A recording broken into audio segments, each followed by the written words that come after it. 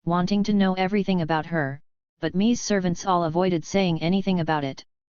Later, Bashi told me in private, when I took a close look at your lady, I could tell that she wasn't a mortal, I could see the presence of divinity in her eyebrows. Yesterday, when she put some flowers in my hair and I leaned closer to take a look, I could tell that her beauty started with her skin texture, which wasn't like that of a common woman who ages. Me laughed at this. Bashi remarked, you won't tell me anything, so I'm just going to have to test it. If she's really a goddess, I guess if I need anything, I can just go burn some incense to her when no one else is around and she'll know all about it. With exquisite craftsmanship, the lady was embroidering stockings which Bashi admired lovingly, so she didn't dare interrupt her and hence went to her bedroom where she burnt incense and prayed to her.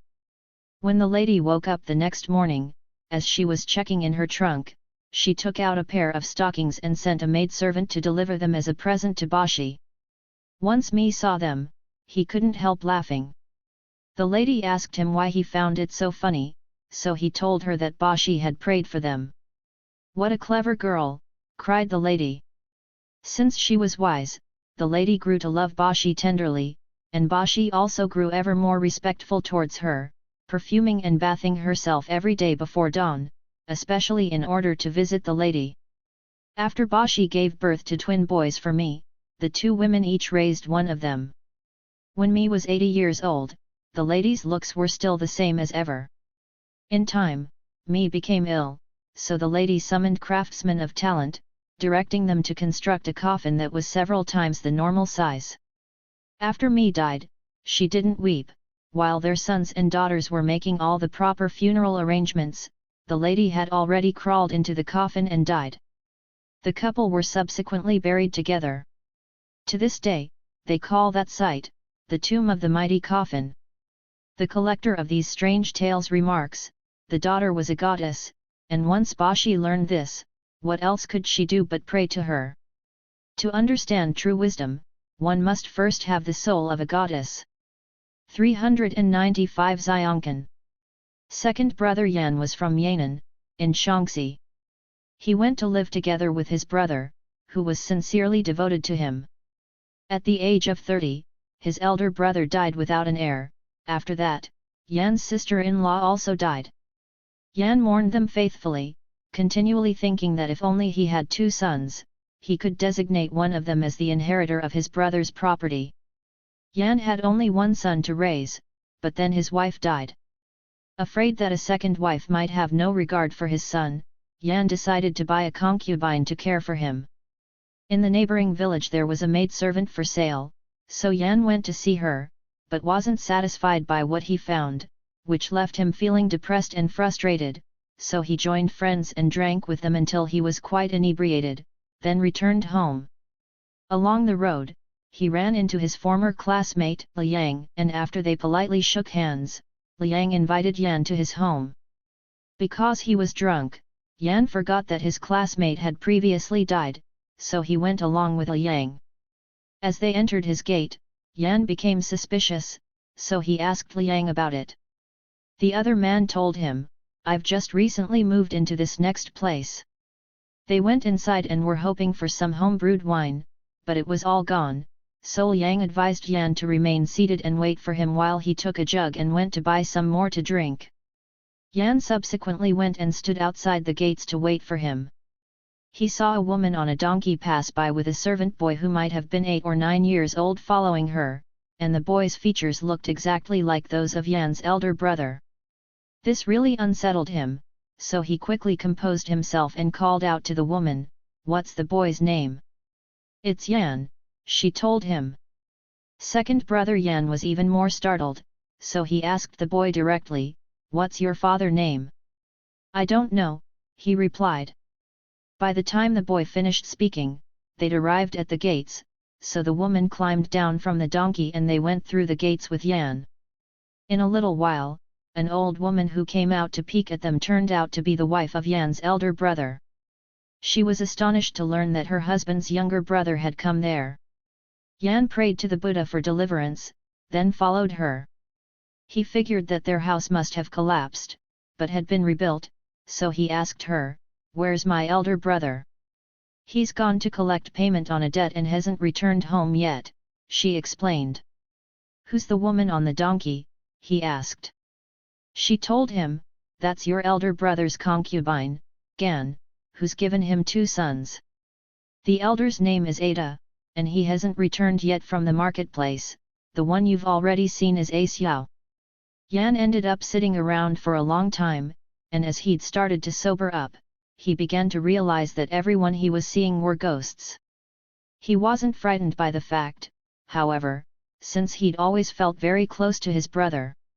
His sister-in-law then warmed enough wine for all of them. Yan urgently wanted to see his brother, so A Xiao was sent to look for him.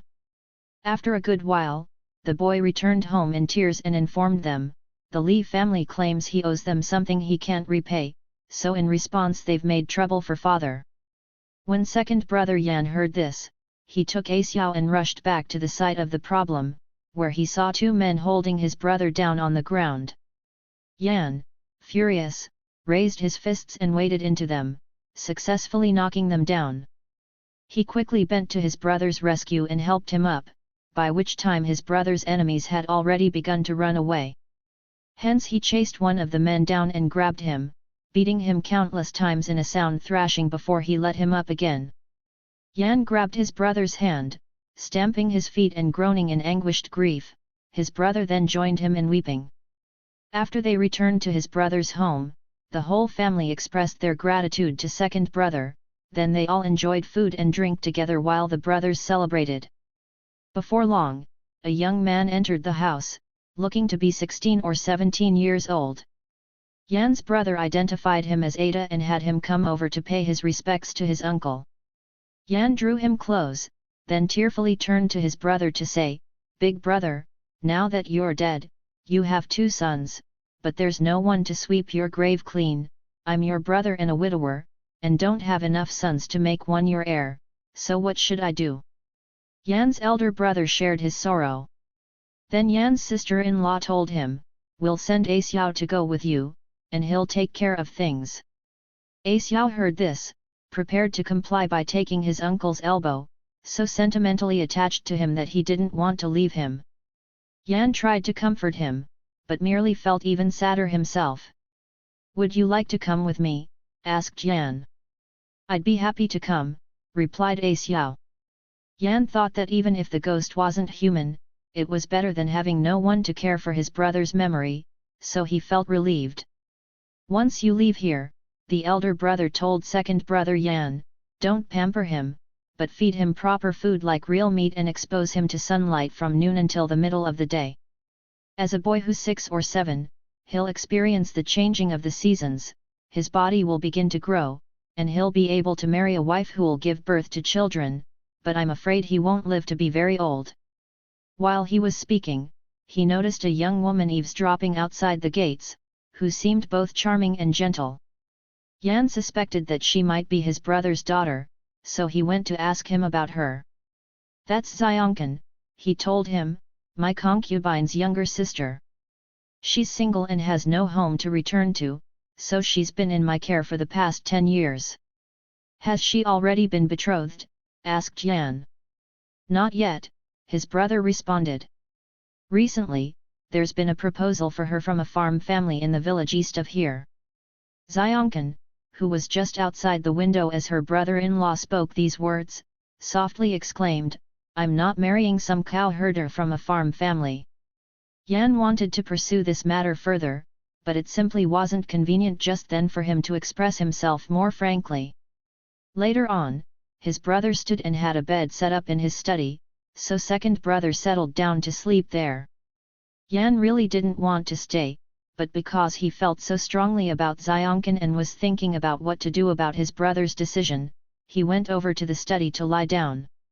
At the time, it was early spring, so the air was still cold, and though it was early morning, there was no fire burning there in the study, hence Yan was shivering and got up. He lit a candle and sat in the cold room, thinking how he wished he had a little something to drink, when presently A Xiao pushed open the door and entered, carrying in a cup of broth and a bowl of wine, then set them down on a table. Yan was quite pleased and asked, who told you to bring this? Xiongkan, he replied. When the wine was almost gone, the boy took the ashes from the fire, dumped them into a basin, then set it underneath the bed. Have your parents gone to bed? Yan asked. A Xiao informed him, they've already been asleep a long time. And where do you sleep? With Xiongkan, in her bed, he replied. A Xiao waited until his uncle was asleep, then shut the door behind him and left. Yan began considering all of Xiongkan's positive qualities and began to admire her even more. Then he thought of how she'd be able to comfort A Xiao as she lay there, which made him desire her still more, so he tossed and turned in bed, unable to sleep all night long. He got up in the morning and told his brother, I have no spouse, so I hope I can trouble you to look into the matter for me. My family isn't a poor one, his brother remarked, so there should be many options for you to select from. But here among the dead, even if there happens to be a particular beauty, I'm afraid she won't bring you any benefits. The ancients believed in having ghost wives, so what harm can there be in it? Asked second brother. His brother realized what was going on, and consequently said, Xiongkan is also a beauty.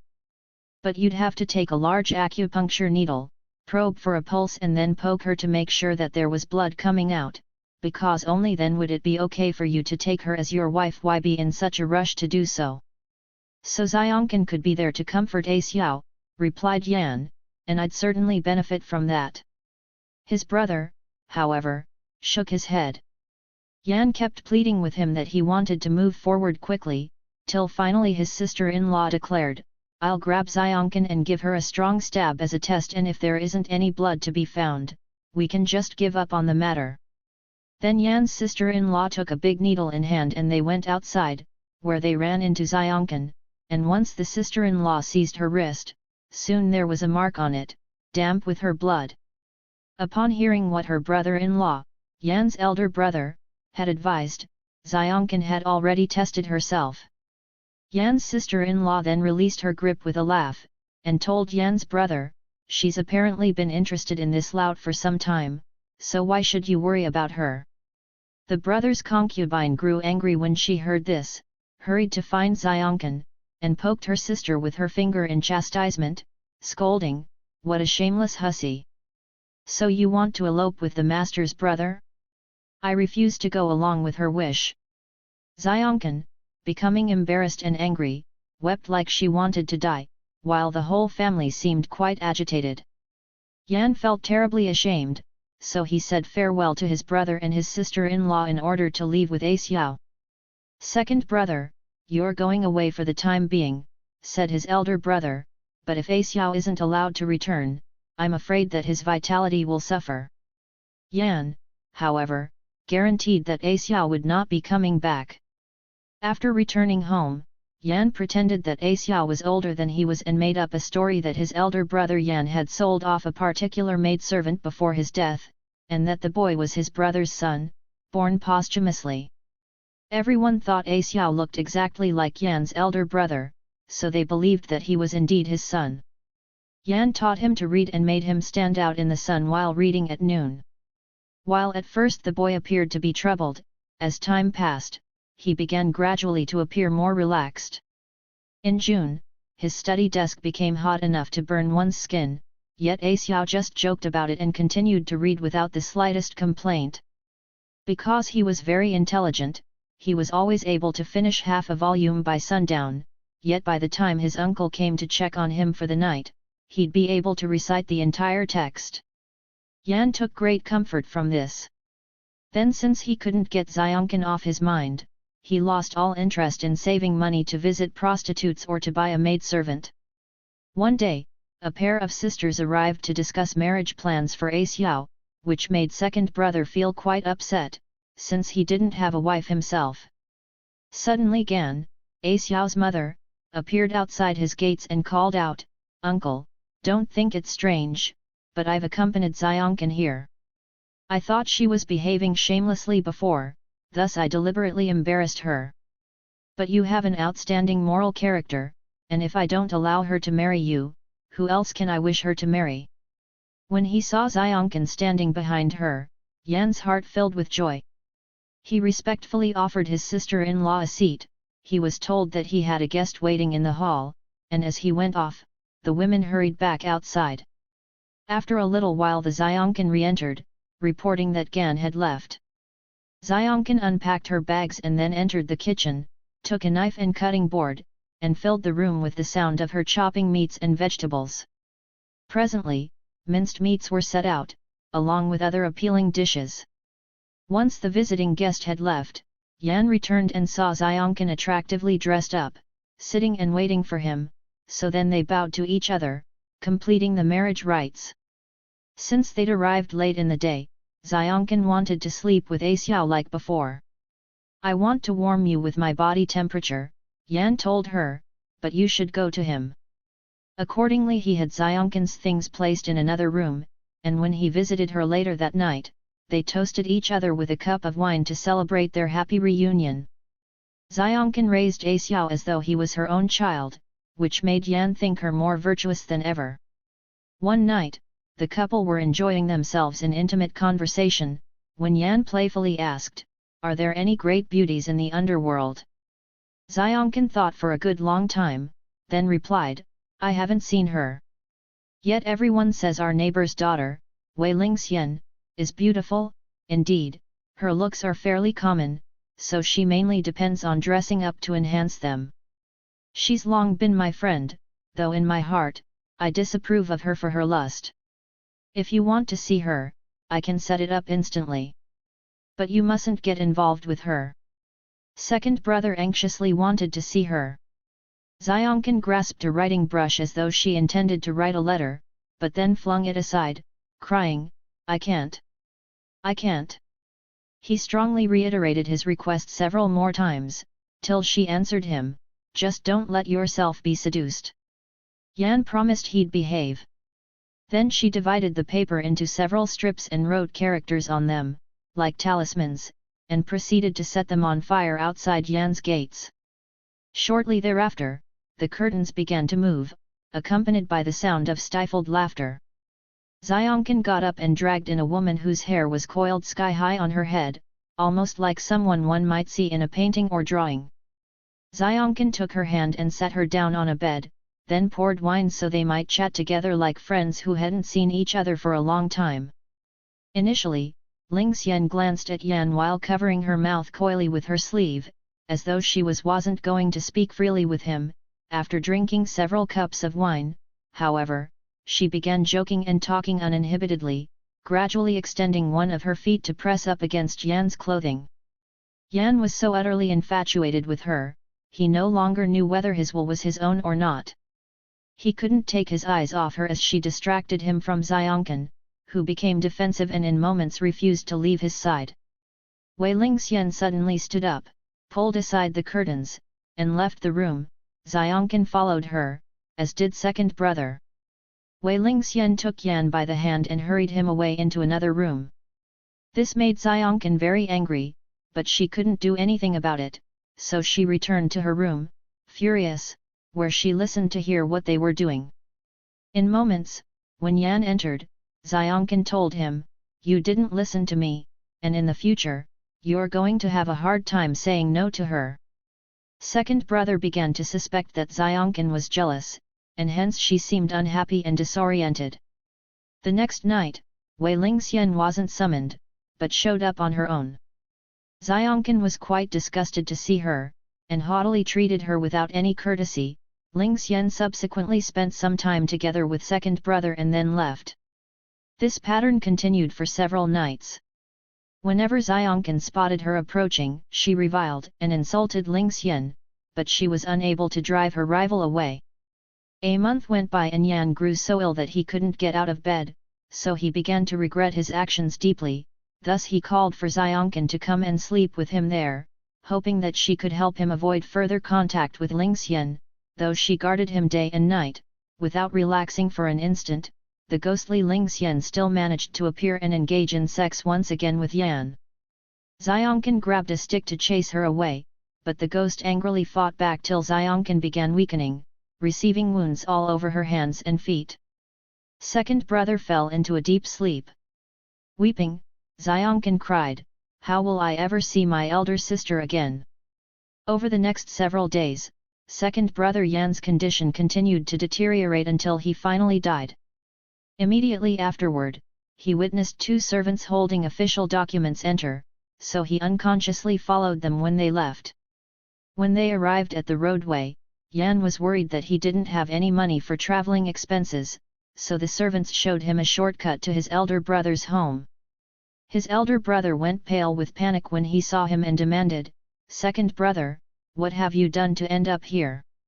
"It wasn't me," replied Yan, "but a ghost who made me ill." He proceeded to tell him all about Ling Xian. "She's definitely the one responsible," declared his brother. Then he took out some silver that was wrapped up and told the servants, "You have to accept this, please. My brother shouldn't have died for his misdeed, so please explain that when you return and I'll send my son to go with you, so perhaps everything will work out." He called for Ada to reward the servants with some drinks.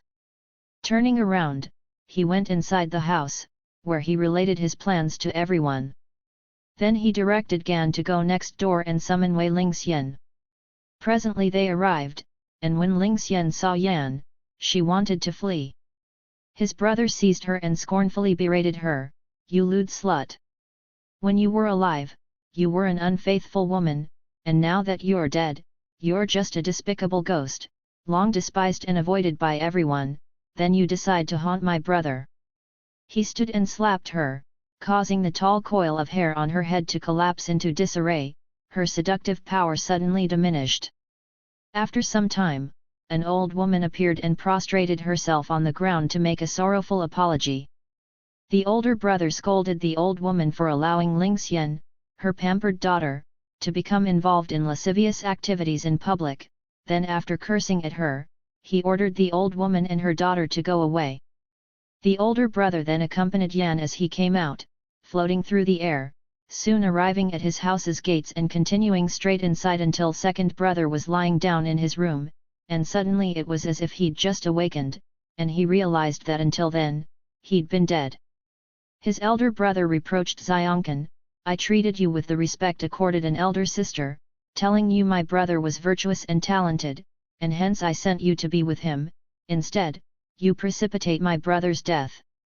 If I wasn't forbidden by the traditional family decorum for brother-in-laws and sister-in-laws, I'd give you a good beating."